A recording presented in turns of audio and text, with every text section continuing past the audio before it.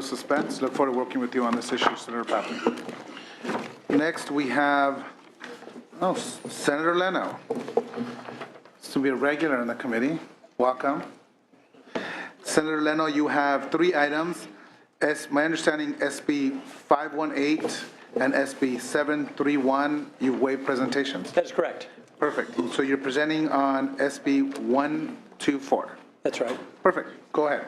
Thank you, Mr. Chair, colleagues.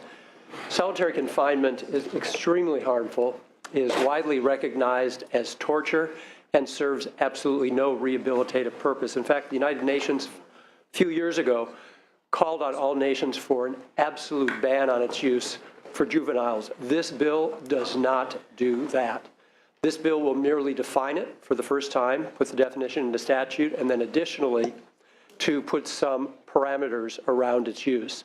We've identified some significant potential cost savings that we'd be happy to work with you and your staff and the opposition as the bill goes to suspense in streamlining the mental health assessment requirements as well as the reporting requirements to prevent duplicative paperwork. So the bill represents a floor of basic humane treatment. Thank you for consideration. Witnesses in support of the measure. Go ahead. Good morning. My name is David Mohammed. I'm the co-chair of the California Alliance for Youth and Community Justice, a coalition of more than 45 organizations in the state working toward juvenile justice reform. I want to thank the committee and Senator Leno for allowing me to testify this morning. To the chairman and other distinguished members of the committee, I testify today in strong support of SB 124, a bill that would limit the harmful practice of solitary confinement against youth in the juvenile justice system. As the former chief probation officer of Alameda County Probation and the former deputy commissioner of New York City Department of Probation and the former chief of committed services for Washington, D.C.'s juvenile justice system, I have worked in and have administered juvenile facilities for many years. The issue of solitary confinement has been very difficult for decades. There's mounting evidence and growing consensus that the use of solitary confinement is not only inhumane, but ineffective and detrimental. It leads to far worse outcomes with youth, including the most horrifying result of suicide. Conservative columnist George Will recently wrote that the use of solitary confinement in the United States equates to torture. When I managed what has become a model facility in Washington, D.C. called New Beginnings, we implemented what's called the performance-based standards, which was created by the Council on Juvenile Administrators, a highly regarded and respected organization of directors of juvenile facilities from throughout the country. As documented in its reports in reducing the use of isolation, quote, PBS standards are clear. Isolating or confining a youth to his or her room should be used only to protect the youth from harming him or herself or others, and if used, should be brief and supervised. I'm waiting for you to get to the fiscal aspect. Yes, sir. I'm being patient. Yeah, we're building up to that. So when we implemented this policy, yes, sir. When we implemented this policy in Washington, D.C., which was based off the successful Missouri model, we saw that it actually cut costs. So when you put a young person in isolation and the rest of the unit needs to go to the cafeteria for dinner or to the gym for PE, you have to leave a staff member back on the unit to watch the youth in isolation. This caused staff shortages and overtime. When we reduced this and eliminated it in Washington, D.C., we saw staff shortages and really overtime significantly plummet. So it was a cost savings. It had no additional costs whatsoever. In Alameda County, we began to significantly reduce solitary confinement, which was already on the decline. And similarly, because of California's good rules that says you just can't leave a youth in his room on a unit while the rest of the youth is at the library or the cafeteria or out on the yard, you have to keep a staff inside to watch the young person for isolation. And so these are cost-saving measures as well as being humane and effective in how we handle young people in the system. And on that basis, I strongly urge your support of SB 124. Great testimony. Thank you. Glenn Backus for the Ella Baker Center for Human Rights and Youth Justice Coalition. I will only add that in terms of cost savings, you have reduced crime, reduced victimization, and reduced prison recidivism from better public safety outcomes. And for the counties, there should be reduced costs. If we have a statewide standard, there should be fewer lawsuits that cost the county money after the fact of death or disability of award. Thank you. Thank you. Mr. Chair and members, Khalif Asagai on behalf of the California Public Defenders Association as well as Children's Defense Fund California. I echo the comments of my colleagues. We are co-sponsors of the bill. We urge your support. Thank you. Additional witnesses in support of the measure. State your name and your organization. David, thank you once again. Your voice and your experience. Mr. Chair, Seth Bramble here on behalf of the California Teachers Association in strong support. Thank you. Thank you, Seth. Sandra Palacios with the California Catholic Conference, also in strong support. Nicole Wertelman on behalf of the Alameda County Board of Supervisors in support. Becca Kramer on behalf of the ACLU of California in support. Thank you. I'm Ralph Merletti, St. Rose Catholic Parish, South Sacramento. Strong support for this bill. Thank you. Additional witnesses in support. Witnesses in opposition. Please come forward.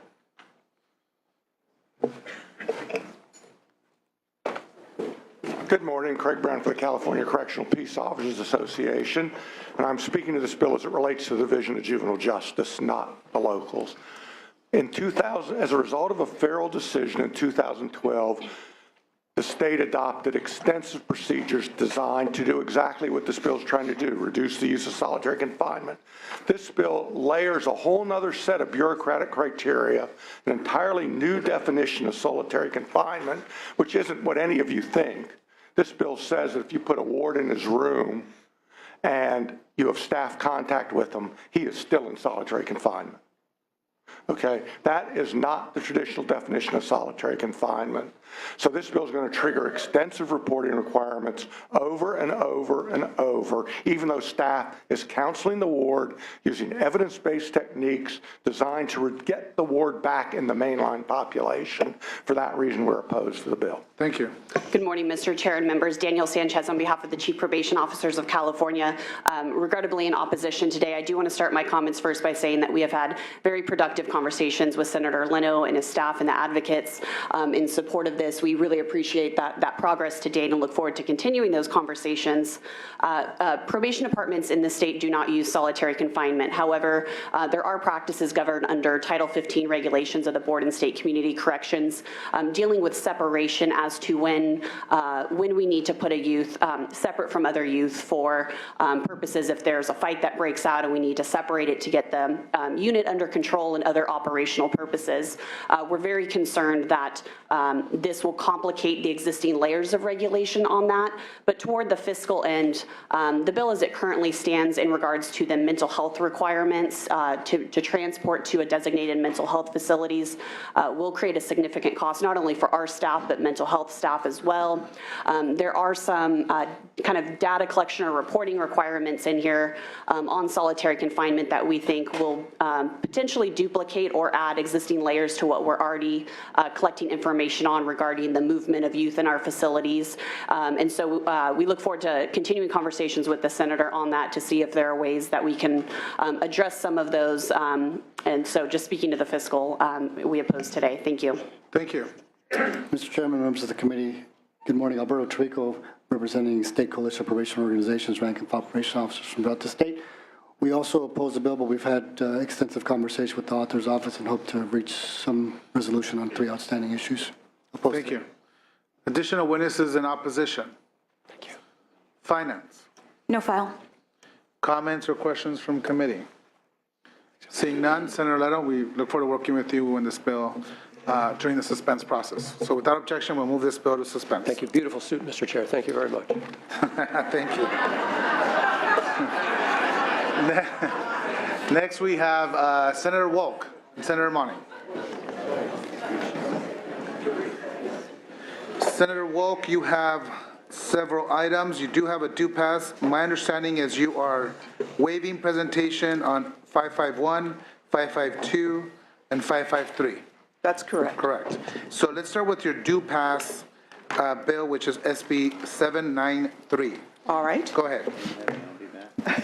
You can hang out. Chair Lara and members of the committee, 793 will require the CPUC to allow customers in a utilities green tariff shared renewable program to enter into a long-term contract, long-term program subscriptions, and receive a reasonably estimated bill credit and bill charge for a period of up to 20 years. This comes from, this is a follow-up to SB 43, which I authored in 2013, which directed the PUC to approve such a green tariff and shared renewable programs, ensuring that the customers of the IOUs would have the ability to subscribe up to 600 megawatts of off-site renewable energy projects and receive bill credits in return. Unfortunately, the PUC rules currently prevent customers from subscribing to their utilities program for a term of more than 1 year, a limitation that was not required nor contemplated in SB 43. It's important because bill credits and charges fluctuate year to year, this 1-year limitation prevents a customer from reasonably predicting their rate associated with subscribing to a green tariff, and therefore might be a barrier to participation, and we want to encourage participation. This change in this bill would inform, we believe, the proceeding and not unduly hinder what is currently going on at the PUC. So I would ask for your aye vote. Thank you. Witnesses in support. Witness, oh, here we go. Mr. Chair, members, Brian White here on behalf of Recurrent Energy, a large-scale solar developer. We are in support of this bill. We think it provides certainty to the program. It's a very innovative program that is just now getting underway. We think providing the certainty that for customers to get the actual benefits of this program will be helpful, and it should help clear costs with not only state, but also with customers who are actually want to take advantage of this program. We ask for your aye vote. Thank you. Corey Bullis, on behalf of Environmental Defense Fund, would like to align my comments with those already mentioned. Thank you. Additional witnesses in support. Witnesses in opposition, please come forward. Seeing none, finance. No file.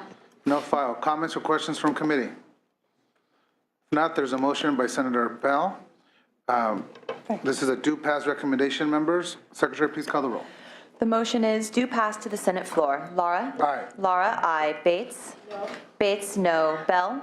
Bell, aye. Hill? Hill, aye. Leyva? Leyva, aye. Mendoza? Mendoza, aye. Nielsen? We'll keep that roll open to allow Senator Nielsen to add on. Next, you have SB 128. Please proceed.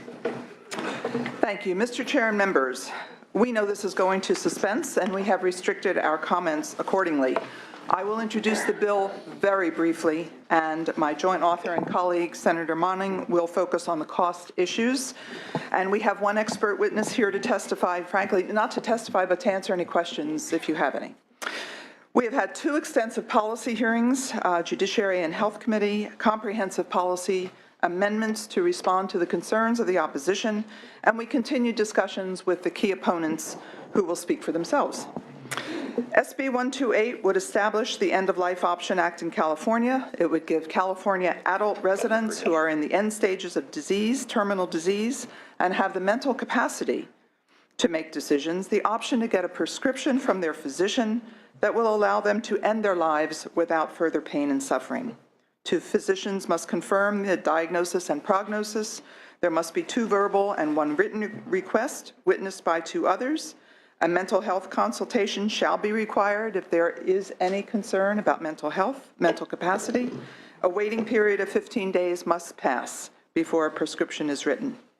Years of experience in other states and discussions with many in opposition and in support have provided a roadmap to the extensive safeguards and protections that we built into the bill for patients, physicians, healthcare workers, and facilities that choose to participate or that choose not to participate. Years of experience in other states has shown this to be a safe and humane approach for some people at the end of life. My colleague, Senator Monning, will continue with emphasis on the fiscal issues. And I want to thank the staff for their excellent analysis. Thank you, Senator Wolf. Senator Monning. Thank you, Mr. Chair, members. Thank you, Senator Wolk. I also want to echo Senator Wolk's thanks to the work of the staff in working with you, Mr. Chair, and your staff. We appreciate the estimates that have been provided by the Department of Public Health based on the interpretations of the bill as it is currently written. The most significant portions of these estimates are for startup costs and the information technology to collect and store the data. It is our intention to leverage existing infrastructures to minimize these costs wherever possible. Senator Wolk and I are committed to working with the department to reduce those costs as we continue to clarify and define the reporting requirements in future amendments. We see this as a work in progress.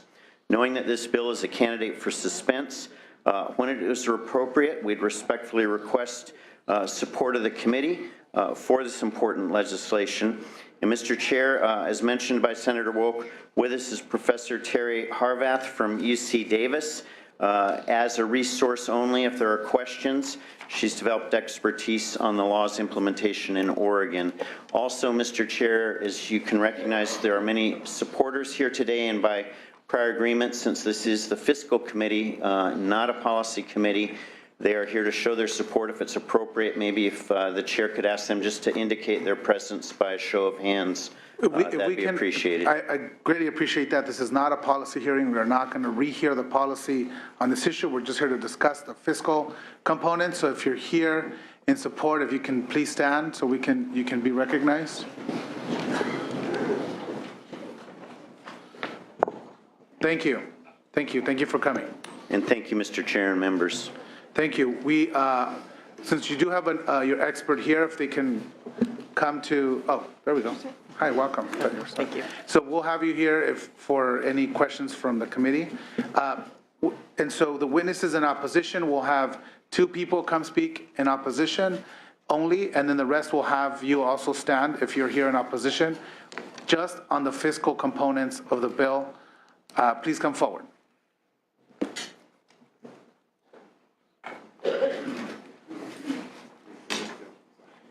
Greg DeGiero with the ARC of California, the largest membership organization in the developmental disability community in California. Let me begin by saying how uncomfortable I am having to oppose a bill that's supported by so much of the senior community who are normal allies on everything and co-authored by some of our strongest supporters in the legislature. We would not be here except for the fact that our members and the disability community in general simply do not believe that any of the safeguards are going to work in every case. That's based on history, that's based on things that have gone on, including with doctors.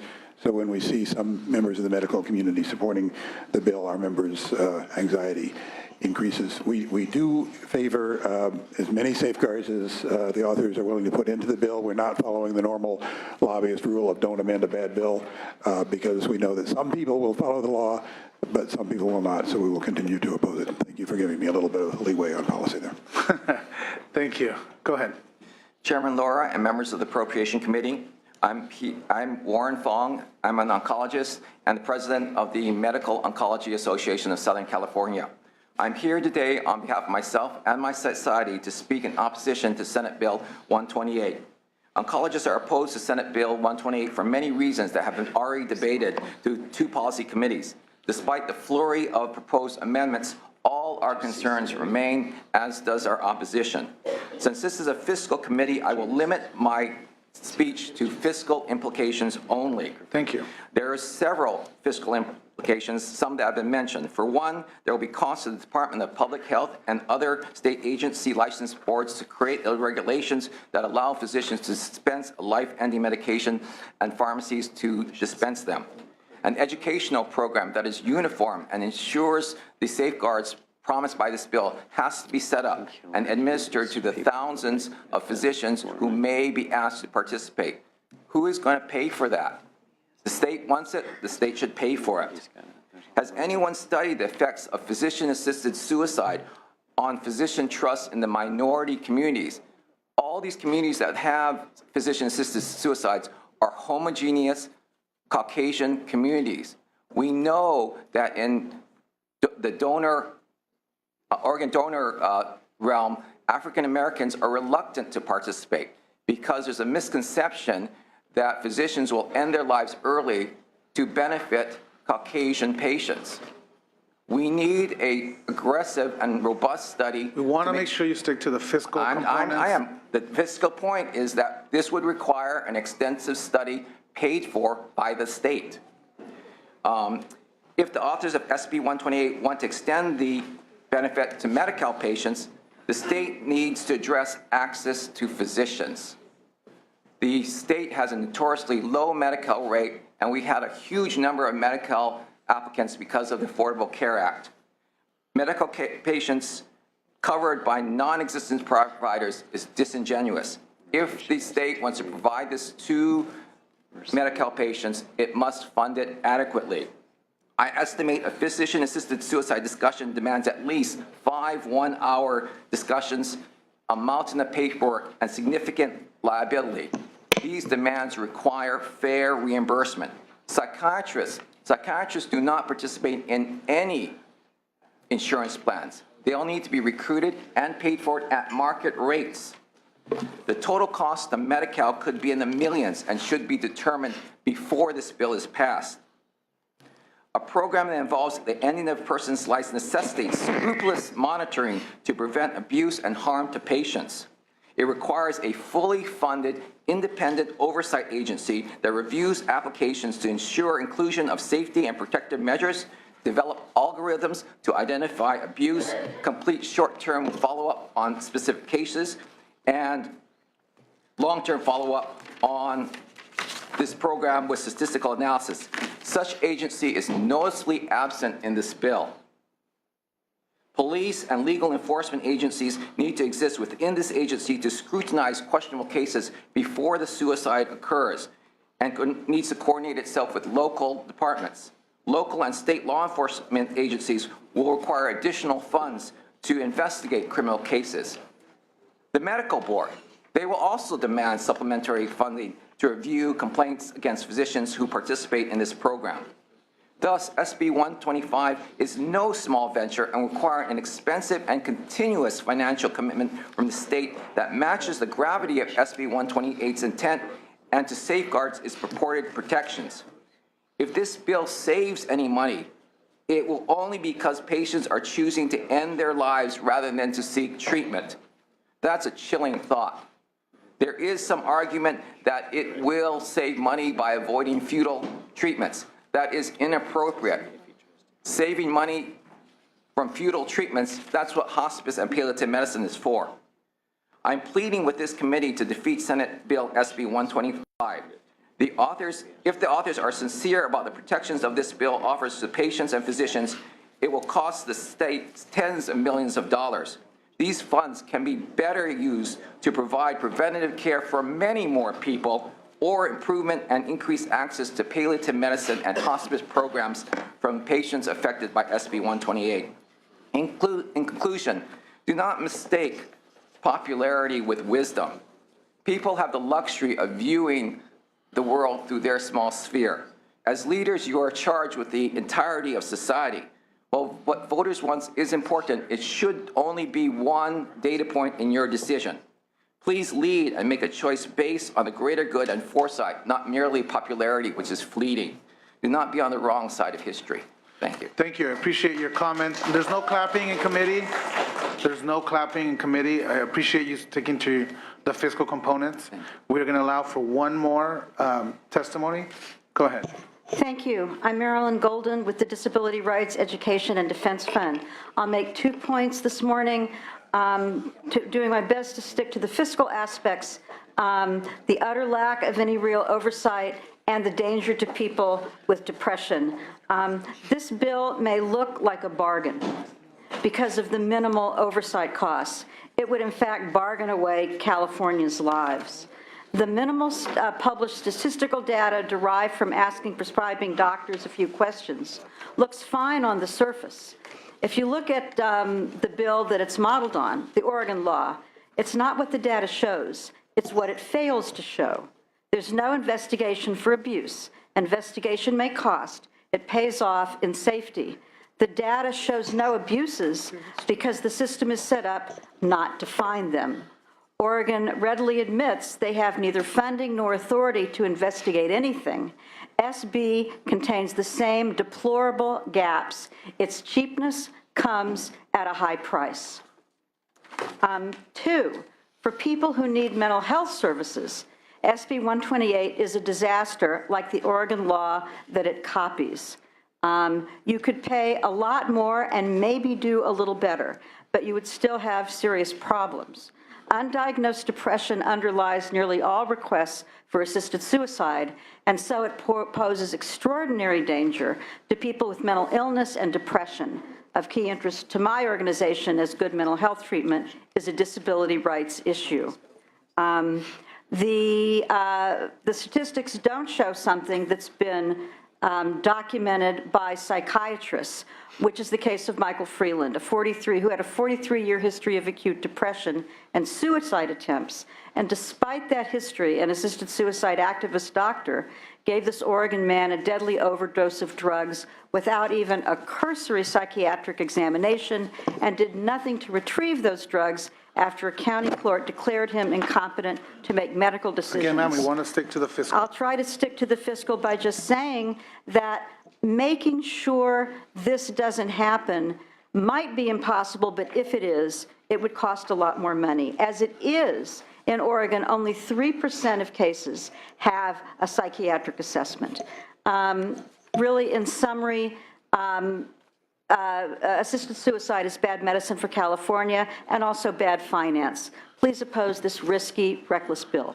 Thank you. If there's additional folks that are here in opposition, if you can please stand or raise your hand. Thank you. Thank you. Next, I know we have folks that are in-betweeners, or we can have those folks come in. Those are not opposed or not in favor, but are working. Go ahead. Sandra Palacios with the California Catholic Conference in strong opposition. We urge your no vote on the bill. Thank We you. already heard opposition. That's fine.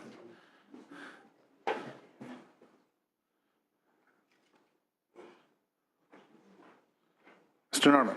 California Medical Association, we're working with the authors. We've presented them language. We're hopefully we'll have a resolution soon. Great, thank you. Barbara Glazer with the California Hospital Association. We do appreciate that the authors have taken significant amendments at our request, and we look forward to the bill continuing forward. Great, thank you. Comments or questions from the committee? Seeing and hearing none. Sorry, finance? No file. No file. So no comments or questions from committee. Members, would you like to quickly close? Brief close. Again, thank you, and again, respecting the fiscal nature of this committee, in the face of some of the opposition comments, we do require 2 independent physician mental capacity evaluation with the capacity to refer to psychiatric evaluation.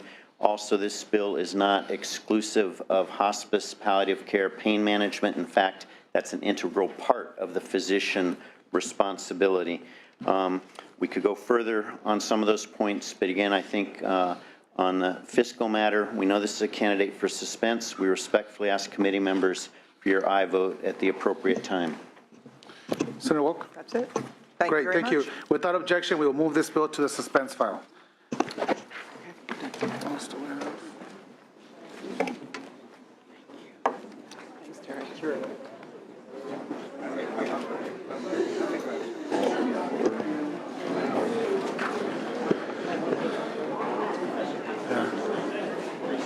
Sergeants, if we could please call Senator Morrell, Senator Hall, who both have due pass bills.